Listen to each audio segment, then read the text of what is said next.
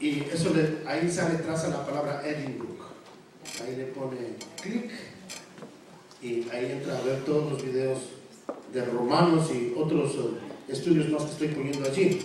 Pero ha sido una bendición, hermanos, ir a través de este libro. Siempre estudiar y volver a estudiar y volver a estudiar Romanos siempre es una bendición. Cada vez como que se le va agarrando más gusto, y mientras usted va más comprendiendo más el libro, es como que no, pues parece que necesito seguir estudiando, ¿verdad? Y espero que ustedes tengan esa misma experiencia, que ustedes lean en la casa. Para aquellos que no tienen los apuntes, pues pueden hablar aquí con nuestra hermana Cami mismo, de los apuntes de Romanos, y ella les puede proporcionar, ya que aquí en la iglesia tienen todos los documentos esos de Romanos. Pero bueno, habíamos nosotros mirado, nos subimos de Romanos capítulo 8 desde el 1 al 11 la última vez, y vamos a hacer un repaso simplemente del bosquejo de lo que ya vimos anteriormente, ¿verdad? Quiero decirles ahí que la idea principal de este capítulo 8 del libro de Romanos es que el remedio de Dios en Romanos 8 para el dilema de la vida, sin una vida sin victoria, es el vivir en el Espíritu. El remedio para el dilema de una vida sin victoria es vivir en el Espíritu. Muchos de nosotros quizás experimentamos lo que ustedes le llaman el sub y baja, ¿verdad? Un día estamos bien, otro día estamos mal, un día estamos en las nubes y bendecidos en los lugares celestiales, otros días andamos hechos pedazos por la tierra, no sirvo para nada, es que Señor yo no puedo, es que soy un pecador. Y para muchos esto es un estilo de vida, una vida de derrota, porque siempre están, su vida espiritual depende mucho de sus emociones y no tanto de las verdades de la palabra de Dios y de la obra de Jesucristo y del Espíritu Santo en nuestras vidas. Entonces, para muchos, la vida cristiana se vuelve en un sub y baja, ¿verdad? Es como un día está bien, otro día está mal. El día domingo están en victoria y bendecidos, y el lunes, híjole, otra vez el trabajo, otra vez el mundo, otra vez el pecado, y como que se mezclan en el mundo. Y para el viernes ya están pensando, no, ya llega el domingo, ¿verdad? Y viven una vida así meramente emocional, pero muchos dependen de sus emociones para decir si están o no están en victoria. Pero el libro de Romanos en el capítulo 8 nos aclara y nos dice en primer lugar, el primer punto que ya vimos nosotros es que Dios viene a liberarnos de nuestra naturaleza humana, es decir, de nuestra naturaleza adámica, de nuestra naturaleza pecaminosa, ¿verdad? Viene a darnos la victoria sobre aquello que nos tenía en esclavitud al pecado, y ahora por medio del sacrificio de Jesucristo y también nuestra identificación con Él en la cruz, como en la sepultura y en la resurrección, aprendimos que podemos tener la victoria. Así que ahora, en primer lugar, vimos que somos libres de la ley del pecado, porque la ley del Espíritu rige mi vida. Y ahí pusimos el ejemplo de la gravedad, ¿verdad? Como la ley de la gravedad. Y yo me quedé sosteniendo las llaves y les decía de que había un poder más fuerte que podía romper la ley de la gravedad. De la misma manera está la ley del Espíritu. La ley del Espíritu es la que puede romper la ley del pecado.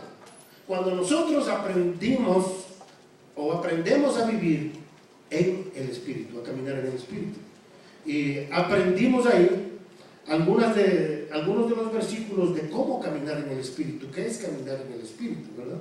Y les decía que caminar en el Espíritu obviamente es caminar enfocados, en primer lugar, en la obra que Dios ha hecho por nosotros, y en segundo lugar, enfocados en su palabra, porque la espada del Espíritu es la palabra de Dios. Entonces, si queremos aprender a caminar en el Espíritu, tenemos que enfocarnos en la obra de Jesucristo, lo que Él hizo a nuestro favor, y enfocarnos en lo que dice su palabra. Son dos cosas importantísimas para que nosotros podamos caminar en el Espíritu. En segundo lugar, nosotros aprendimos de que hay una justificación tanto legal como moral. Legal, porque cuando nosotros aceptamos a Jesucristo como Salvador, Dios me declara sin culpa. Por medio de la muerte de Jesucristo, Dios legalmente hace una declaración y dice: los pecados de esta persona que ha creído en Cristo Jesús están perdonados. Y es una declaración legal que Dios hace. Eso es lo que significa la palabra justificación. Una declaración legal en la cual Dios declara sin culpa al que ha puesto su fe en Cristo. ¿Verdad? Y eso es hermoso, hermanos. Saber que nosotros ya no tenemos que enfrentar, como nos compartía el pastor el domingo, ¿no?, un juicio final. Que Dios ya no nos va a juzgar nuestros pecados. ¿Qué es lo que va a juzgar a los creyentes del Señor? Nuestras obras, lo que nosotros hacemos, si lo hacemos en la carne o en el Espíritu. Pero los creyentes ya no van a pasar por el juicio final, donde van a tener que ser un juicio para tratar con los pecados o por qué Dios mismo les va a enviar al infierno a las personas. Los que hemos recibido a Jesucristo hemos sido justificados, declarados sin culpa. Pero no solamente que hay una justificación legal, sino que también hay una justificación moral. ¿Qué quiere decir eso? Que Dios no solamente me declara justo, sin culpa, sino que Dios me hace justo. ¿Cómo es que Dios me hace justo a mí? Él comparte su vida conmigo. Él viene a morar en mí. La vida de Jesucristo viene a vivir, viene a permanecer conmigo. Y ahora yo soy templo del Espíritu Santo. Cristo vive en mí y ya no vivo yo. Entonces, la justificación moral es la presencia de Cristo mismo en mi vida, que me capacita para yo poder vivir una vida santa. Esa es la justificación moral. Ahora yo puedo vivir una vida santa. Puedo aprender a vivir una vida llena del Espíritu. ¿Qué es lo que dice ahí vimos Efesios 5, 17 y 18? En el 18 dice: no os embriaguéis con vino, en lo cual hay disolución. ¿Sabe qué quiere decir la palabra disolución? La palabra disolución quiere decir de que se quitan las trancas. Se quitan las trancas. Es decir, que nosotros damos rienda suelta a nuestras emociones. Dar rienda suelta a nuestras emociones. ¿Qué es lo que hace entonces el vino o el alcohol? Dar rienda suelta a nuestras emociones y a nuestras pasiones, y el alcohol pasa a controlar nuestras vidas. Entonces, dice: no os embriaguéis con vino, porque eso te va a llevar a controlar tu vida y te va a llevar a hacer cosas que es de la carne, sino que tú tienes que ser controlado ¿por quién? Por el Espíritu. Entonces, ese ejemplo nos enseña de que la llenura del Espíritu Santo es el control que el Espíritu Santo quiere tener sobre nuestras vidas.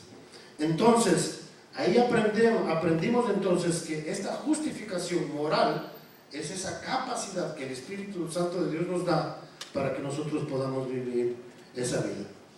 En segundo lugar, vimos los dos principios de la vida. Primero, viviendo de acuerdo a los pensamientos de la carne y a los pensamientos del Espíritu. Entonces, nosotros aprendemos de que hay dos maneras de vivir: una manera natural y una manera espiritual. De la manera natural, en la manera natural, nosotros nos damos cuenta de que nosotros no podemos vivir en victoria sobre el pecado. Estamos simplemente hablando. Aquí parece que hay algún ratón o algo por ahí. Bueno, ahí ve el gato.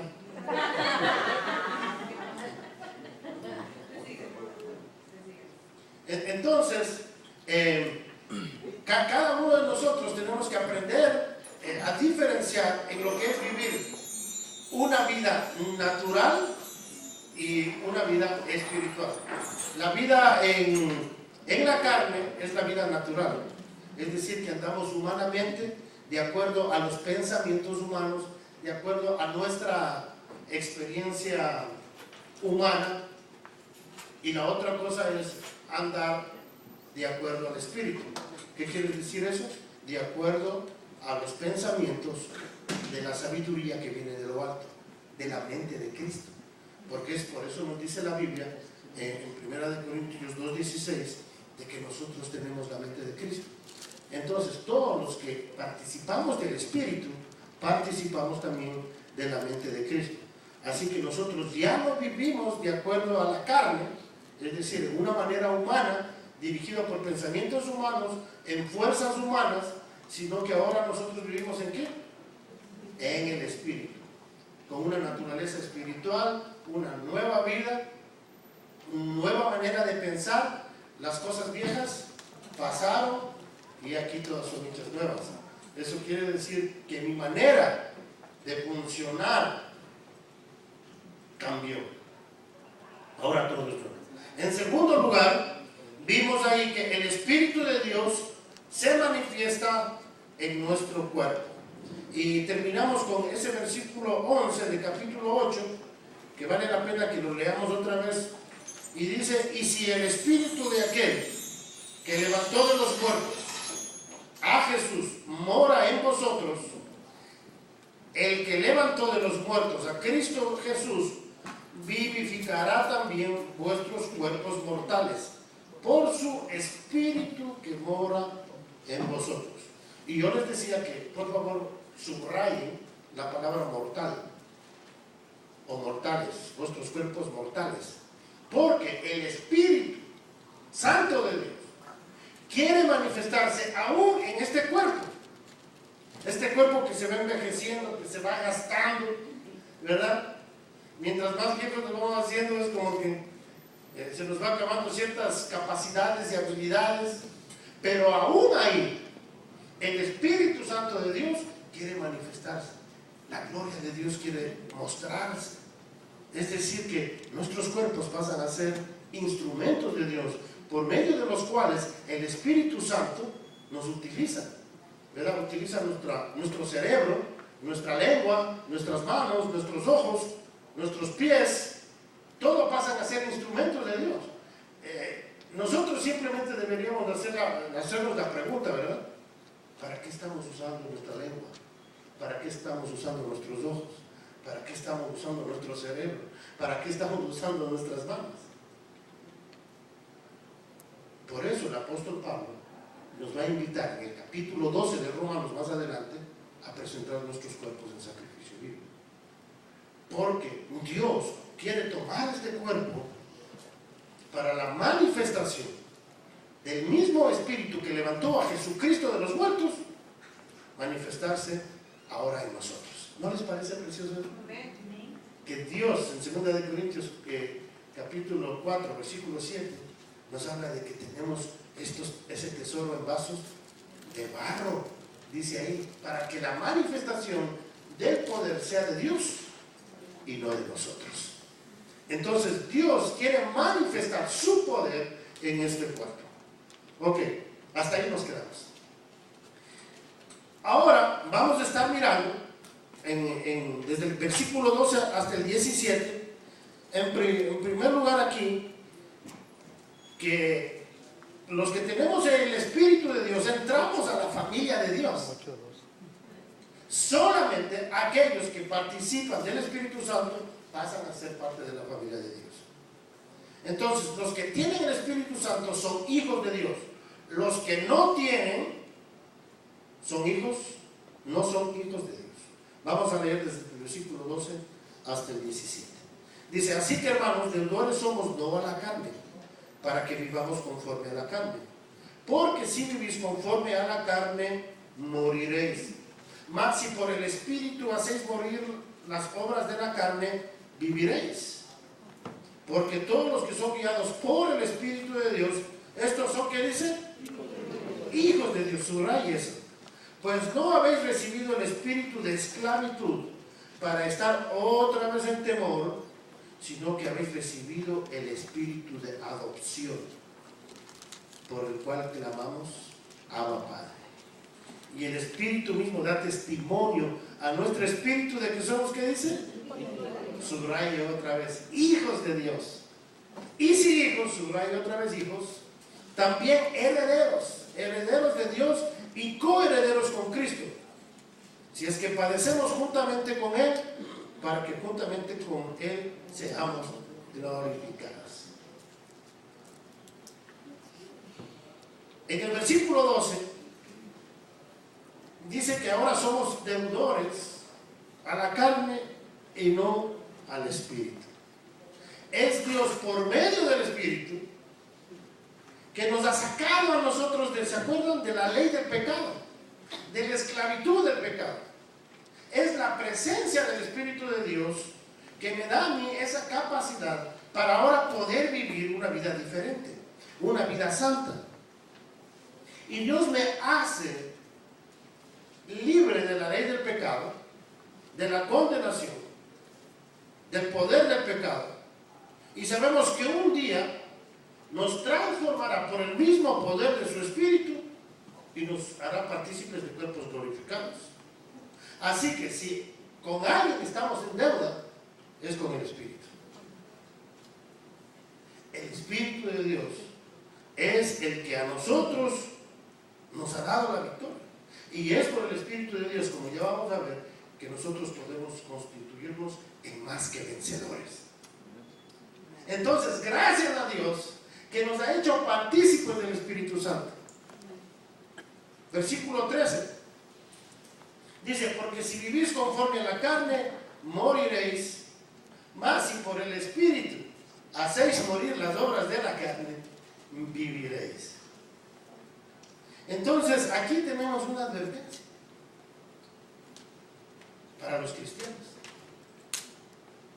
Y es que si nosotros los cristianos vivimos como inconversos, es decir, controlados por la carne, que ese no debería ser el caso, porque se supone que si nosotros ya tenemos el Espíritu Santo de Dios, ¿por qué vamos a seguir viviendo como antes? Si nosotros ya tenemos el Espíritu Santo de Dios, dice ahí, y vivimos como no cristianos, vivimos de acuerdo a la carne, entonces dice, moriréis. ¿Qué quiere decir moriréis? No está hablando aquí de la condenación. Este morir, ustedes ya les he enseñado esto, ¿qué quiere decir la palabra morir? O muerto, separación. Exactamente. Cuando nosotros como cristianos andamos en la carne, nos separamos de las bendiciones de Dios y no las podemos disfrutar. Nos separamos de la comunión con Dios. Hay dos cosas que suceden cuando un cristiano peca. La primera, se contrista el Espíritu Santo, se entristece. Es decir, nuestra comunión con Él está afectada. Hay una ruptura en nuestra comunicación. Aunque no dejamos de ser hijos de Dios, hay una interrupción en nuestro diálogo con Dios. Y cuando aquí está hablando de que si vivimos de acuerdo, si no vivimos de acuerdo al Espíritu, vamos a morir. Es decir, no vamos a experimentar esa comunión con Dios. No vamos a experimentar las bendiciones de Dios. No vamos a experimentar lo que Jesucristo dijo: yo he venido para que tengan vida y vida en abundancia. Si bien es cierto, tenemos la vida y la vida eterna, pero no disfrutamos la vida en abundancia. Y es triste que muchas personas en su vida cristiana no llegan a experimentar la vida en abundancia. Es como el pueblo de Israel, cuando salió de Egipto. Se quedaron en el desierto y no entraron a la tierra prometida. Es lo mismo. Cuando un cristiano conoce a Jesucristo y no experimenta la vida en abundancia, es como que se quedó en el desierto y se conformó simplemente con el maná. Cuando Dios le quiere dar la victoria y la conquista de las naciones al pueblo de Israel, para nosotros entrar a la tierra prometida es andar en el Espíritu, disfrutar de esta comunión con el Espíritu, vivir en el Espíritu. Pero si no tenemos eso, vamos a ser separados de esa experiencia, de experimentar esta vida en abundancia. En segundo lugar, ahí en el versículo 13, aprendemos que la única manera de hacer morir al viejo hombre es apropiándonos de nuestra identificación con Cristo. Dice ahí, mas si por el Espíritu hacéis morir las obras de la carne, viviréis. ¿Cómo es que nosotros podemos hacer morir las obras de la carne?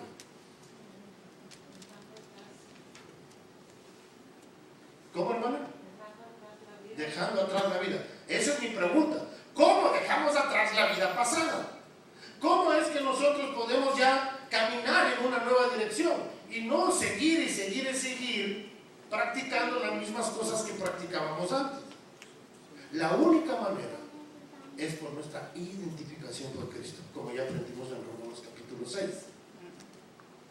Cuando nosotros por la fe nos apropiamos que yo ya fui crucificado con Cristo, que fui sepultado con Cristo y que resucité en Cristo, yo me apropio de esas realidades espirituales por la fe y le hago miedo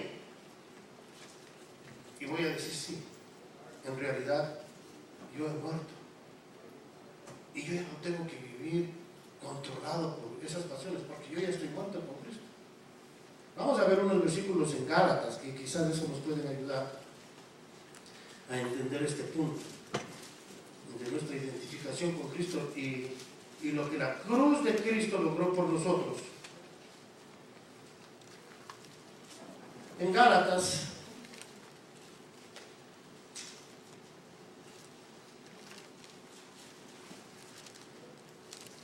el capítulo 6, el capítulo 5 primero, versículo 24. Gálatas capítulo 5, 24 dice, porque los que son de Cristo han crucificado, ¿qué cosa dice? ¿Con qué? Con sus pasiones y deseos. Si nosotros queremos vivir en victoria, tenemos que aceptar esta realidad. Dice, los que son de Cristo y han crucificado la carne con sus pasiones y deseos. ¿En dónde? En la cruz. O sea, si usted ha creído que Cristo fue crucificado y que murió por usted, también la Biblia dice que usted murió juntamente con él. Y todas sus pasiones y todos sus deseos son puestos en la cruz. Ese es un hecho. La pregunta es aquí, ¿usted se ha apropiado de esa realidad? ¿O sigue siendo controlado por sus pasiones y deseos?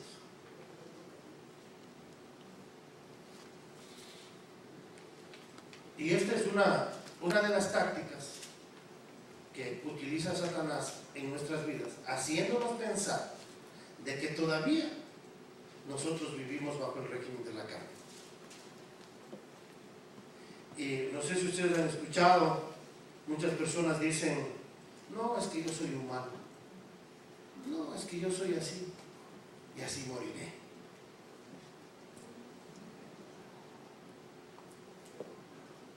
¿Verdad? Y en realidad, esas personas están determinadas a vivir y a morir en sus pasiones y deseos. Cuando por medio de la cruz esas cosas pueden quedar atrás, si yo por la fe me apropio de esa realidad. Miren, estaba pensando en otro pasaje, en 2 de Corintios, el capítulo 10, cómo nuestra mente y Satanás lucha tratando de hacernos pensar de que nosotros no podemos. Miren 2 Corintios capítulo 10 versículos 3 al 6 dice: pues aunque andamos en la carne, no militamos en una carne. Es decir, aunque nosotros todavía participamos de este cuerpo carnal, aunque nosotros todavía somos humanos, nuestra milicia, nuestra manera de enfrentar a los problemas, de enfrentar a las pasiones, de enfrentar al mundo, no son carnales. Y continúa explicando: porque las armas de nuestra milicia no son carnales, sino poderosas en Dios para la destrucción de fortalezas. Es decir, que nosotros tenemos todo un armamento espiritual para pelear contra las pasiones y deseos. La muerte, sepultura, resurrección, la presencia del Espíritu Santo, las oraciones, todas las bendiciones espirituales que tenemos en Cristo, la armadura de Dios. Todo eso tenemos nosotros. Pero nosotros no nos apropiamos de aquellas cosas que ya tenemos en Cristo. Y enfrentamos nuestros problemas y nuestras pasiones, nuestras tentaciones, ¿cómo? Carnalmente, humanamente. Pero aquí este versículo nos enseña y nos dice de que nuestra milicia, nuestro armamento no es carnal, es el poder de Dios obrando en nosotros. ¿Sí o no? Versículo 5 dice: derribando, y miren cómo las cosas que tenemos en Dios funcionan. Derribando argumentos y toda altivez que se levanta contra el conocimiento de Dios, y llevando cautivo todo pensamiento a la obediencia a Cristo. ¿Cómo funciona el poder de Dios? En primer lugar, funciona por la renovación del entendimiento. Al nosotros aprender lo que la palabra de Dios dice, vamos a derribar todo argumento que se levanta contra el conocimiento de Dios. Porque nosotros tenemos muchos pensamientos que no están de acuerdo a la Biblia, que no están de acuerdo a Dios, que no están de acuerdo a las provisiones de Dios.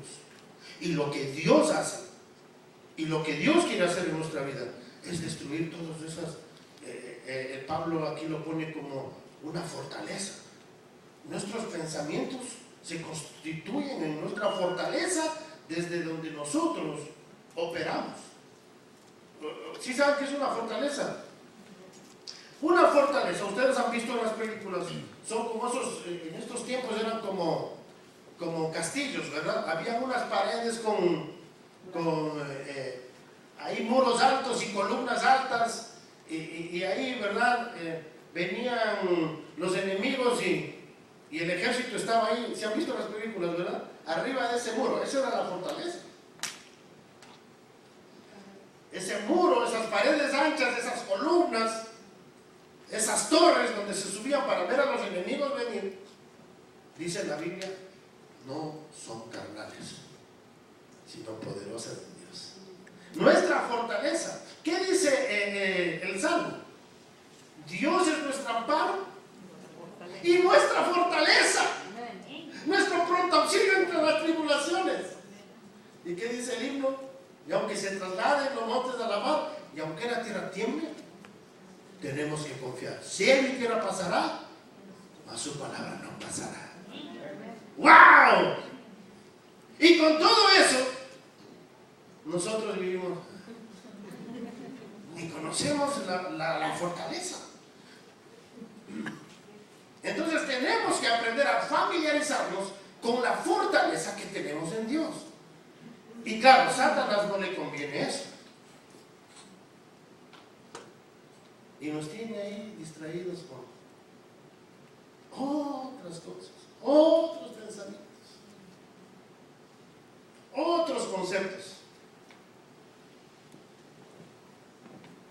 Y ahí todavía no están hasta leyendo el horóscopo, están leyendo otras cosas. ¿Qué será? ¿Y qué dirá? Y ¿verdad? No, le dicen, no. Imagínense. Eso tú sabes mejor que yo.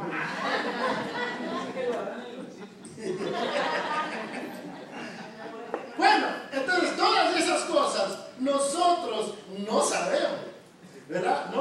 Nosotros no tenemos que vivir de esa manera, tenemos que apropiarnos de esto.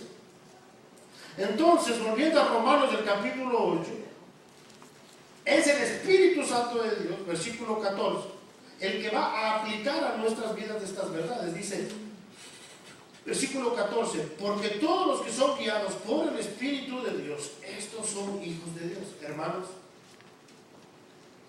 si usted es un hijo de Dios, usted va a ser guiado por el Espíritu de Dios. Y el Espíritu de Dios no le va a guiar a hacer cosas que están en contra de la palabra de Dios. Es absurdo, ¿verdad? Usted no dice, el Señor me ha revelado que yo le tengo que matar a mi esposo. ¿Piensa que el Señor le va a mandar a hacer eso? Aunque ganas no le falta, ¿verdad? Pero el Señor no le manda a hacer eso. Son sus pasiones y deseos. Se me cruzó un mal pensamiento.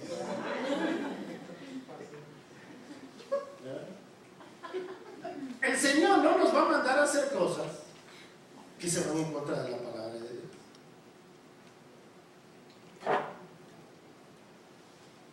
Dice ahí, son guiados por el Espíritu de Dios. Pero hermanos, debemos dar gracias a Dios por su guía. Si no fuera por el Espíritu Santo, no estaríamos esta noche aquí. Dios mismo ha puesto ese deseo en usted de venir esta noche a escuchar la palabra de Dios. Versículo 15 dice, porque no habéis recibido el espíritu de esclavitud para estar otra vez en temor, sino que habéis recibido el espíritu de adopción, por el cual clamamos Abba, Padre. Y a mí me parece bien interesante que en la Biblia, ¿saben cuál es lo opuesto a la palabra amor? ¿Qué será lo opuesto a la palabra amor? Eso es lo que nosotros pensamos, odio. En la Biblia, lo contrario de amor es temor. El amor echa fuera el temor. Cuando nosotros experimentamos el amor de Dios, se acabó el temor, hermano.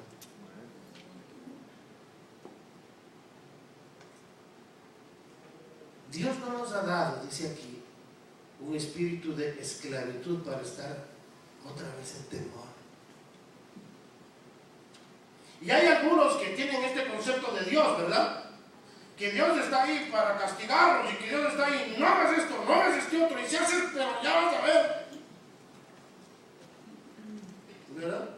Y a veces pensamos como el pastor nos piensa decir, capaz de darle un coscorrón a este, dice, ¿no? Y pensamos que Dios es así.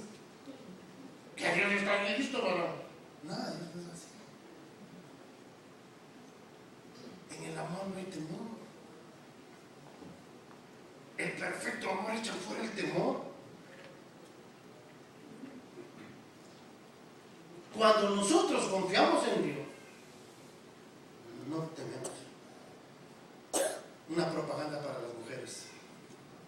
Primera de Pedro, el capítulo 3. Me encanta ese versículo porque habla de este tema.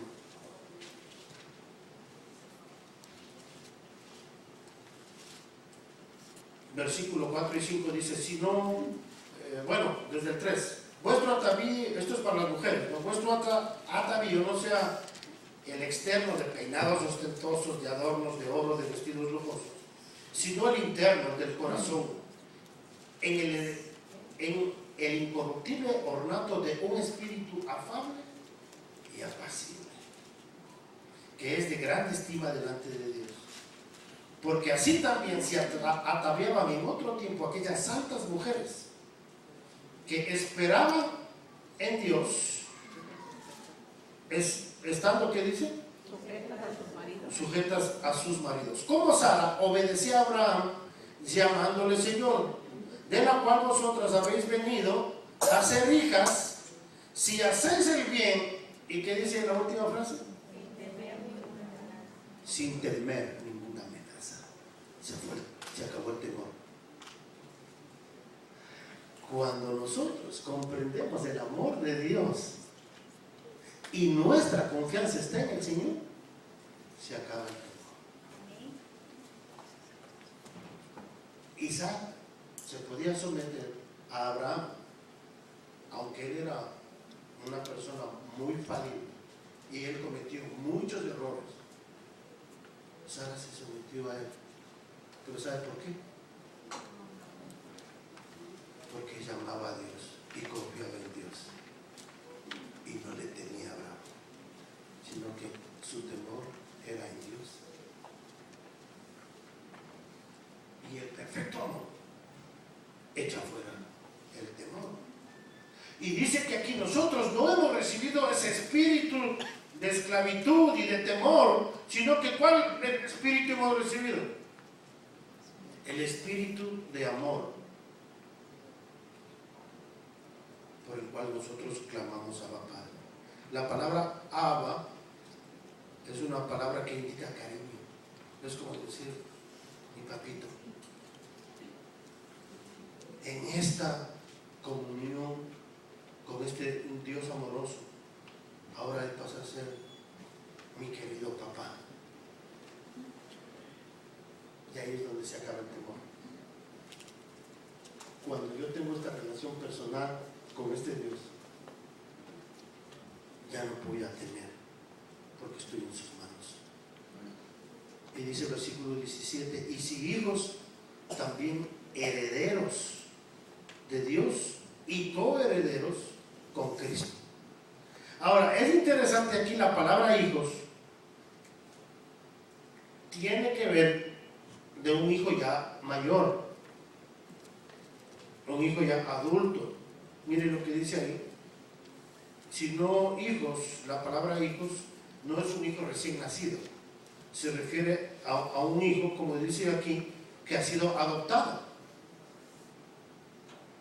¿Por qué? ¿Qué quiere decir eso de la adopción? La adopción quiere decir que nosotros pasamos a ser hijos de Dios e inmediatamente, como una persona ya adulta, podemos nosotros participar de la herencia que Cristo nos ha dejado.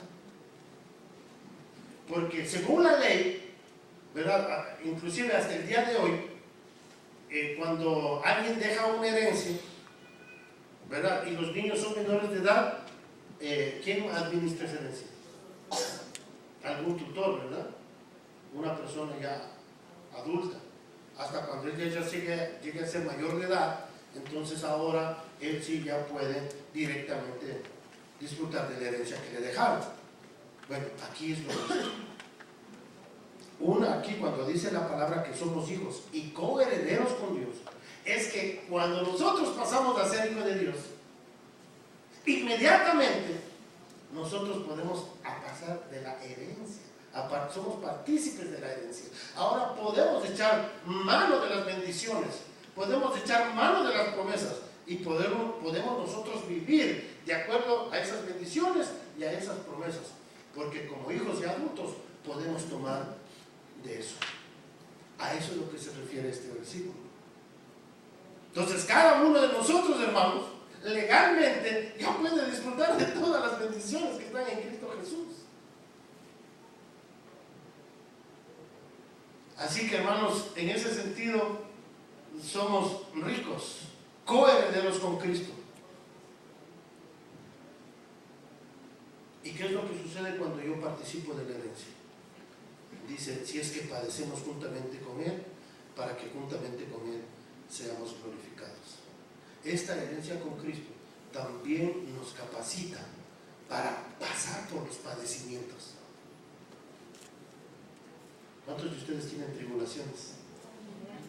Todos tenemos tribulaciones, todos tenemos problemas, pero ¿sabe qué? Todos tenemos las bendiciones de Cristo. Y ahora nosotros podemos tomar mano de esas bendiciones y podemos participar de los padecimientos de Cristo y podemos sufrir, pero siendo misionarios en Cristo. Podemos pasar esas pruebas, podemos pasar esos problemas, porque ahora nosotros participamos de esas herencias en Cristo. ¿No les parece precioso esto, hermanos? Y dice el versículo 18, donde ahora nosotros pasamos a ver la gloriosa esperanza, de los versículos 18 al 25. Dice: pues tengo por cierto que las aflicciones del tiempo presente no son comparables con la gloria venidera, que en nosotros ha de manifestarse, porque el anhelo ardiente de la creación es aguardar la manifestación de los hijos de Dios. Porque la creación fue sujetada a vanidad, no por su propia voluntad, sino por causa del que la sujetó en esperanza.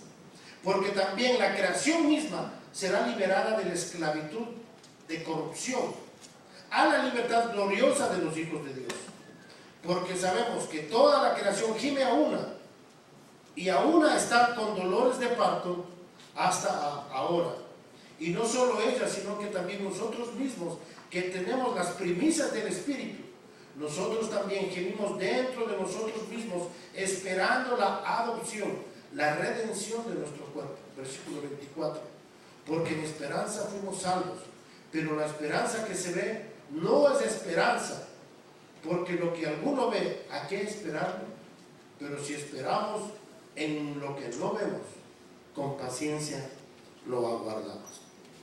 Aquí, hermanos, se nos narra de la gloriosa esperanza que nosotros tenemos en Cristo Jesús.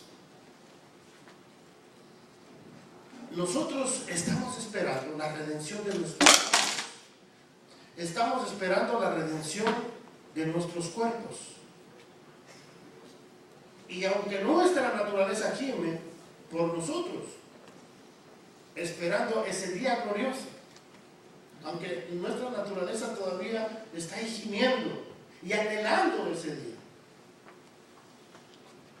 Y dice aquí la palabra del Señor en versículo 18, que nuestros sufrimientos presentes no son comparables con la gloria venidera. Hermanos, los sufrimientos que nosotros tenemos, ¿cuántos años vivimos nosotros? Lo máximo que podemos vivir. 70, 80 y algunos, uno que otro 90, y muy pocos 100, ¿verdad? Conozco a muchas personas que llegan a los 100. ¿Qué son 100 años comparados con toda la eternidad? Con toda la eternidad, ¿qué son?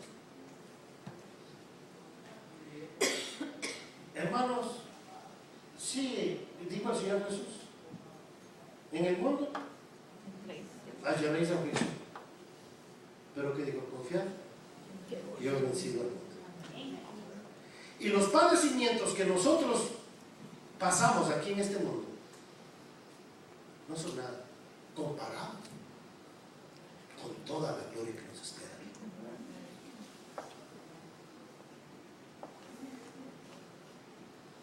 Y nosotros tenemos esta esperanza.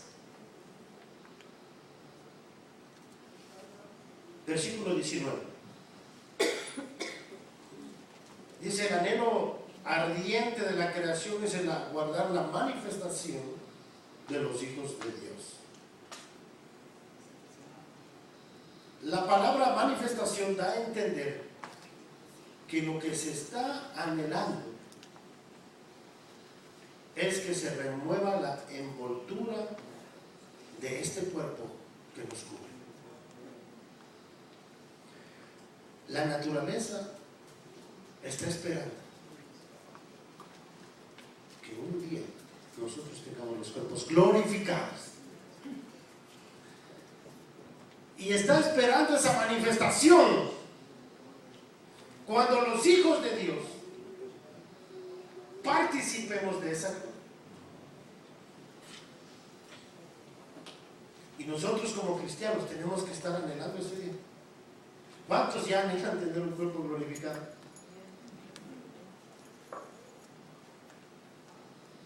Y mientras más viejos nos vamos haciendo, más anhelamos ese cuerpo, hermano. Más anhelamos ese cuerpo. Pero tenemos que aprender a disfrutar. Esa palabra esperanza es como cuando yo recibo un regalo, ¿verdad? Y usualmente los regalos vienen en una envoltura, ¿verdad? Y cuando agarramos el regalo, tomamos en nuestras manos, ¿qué es lo que primero hacemos? A ver qué hay adentro, ¿verdad? No, pues parece esto. O empezamos a tocarlo, ¿no? Creo que es esto. Eso es un regalo. Un regalo es algo que ya es tuyo, pero que todavía no está abierto. Así nosotros tenemos que disfrutar de ese cuerpo glorificado que vamos a tener. Ya lo tenemos. Y dice que en nuestro interior se va renovando. Pero va a haber un día que la misma naturaleza esté esperando que ese día se manifieste, cuando la envoltura sea abierta y nosotros los cristianos participemos de esos cuerpos glorificados. ¡Wow! ¿Qué día será? Ahí sí se va a acabar todo, hermano. Ahí vamos a estar saltando y glorificando al Señor. Va a ser algo hermoso. Y dice la palabra de Dios que el que tiene esa esperanza, así mismo se glorifica como Él es puro. Si usted tiene esa esperanza, hermano, usted está capacitado para enfrentar las tribulaciones, los padecimientos en este mundo, porque saben que vienen días mejores. ¿Sabe qué dijo el apóstol Pablo? Si Cristo no resucitó, los cristianos somos dignos de lástima. ¿Qué quiere decir Pablo en nuestro idioma? Si nosotros nos comimos el cuento de la resurrección, lo cual es una mentira, si nosotros pensamos que la resurrección es una mentira, nosotros los cristianos estamos sufriendo de gana. Entonces Pablo dice, si Cristo no resucitó, comamos y bebamos porque mañana moriremos. Si Cristo no resucitó, vamos a la pachanga, vamos a disfrutar, vamos a pecar lo más que podamos y disfrutemos de esta vida, porque no hay resurrección. Pero siendo que hay una resurrección, vale la pena vivir una vida santa. Si no hay resurrección, hermano, seríamos tontitos nosotros de estar viviendo así, ¿verdad? ¿Verdad? Pero si hay una resurrección y hay un tribunal de Cristo y hay un cuerpo glorificado, estos padecimientos vale la pena vivirlos, enfrentarlos de la manera correcta, tomar la armadura de Dios y vivir una vida santa. No importa los tipos de problemas que pasemos, porque la gloria que se viene, hermanos, vamos a disfrutarla. Y yo creo que ahí nos vamos a dar cuenta, hermano. Todas las cosas que nosotros pudimos hacerlo en el poder de Dios y no lo hicimos. Y dice la palabra de Dios, el tal sufrirá pérdida. Creo que los cristianos nos vamos a dar cuenta un día, hermano, de que la regamos, de que no hicimos lo que teníamos que haber hecho. Y Dios nos llama a vivir en esa confianza en Él, tomando de los recursos de Dios.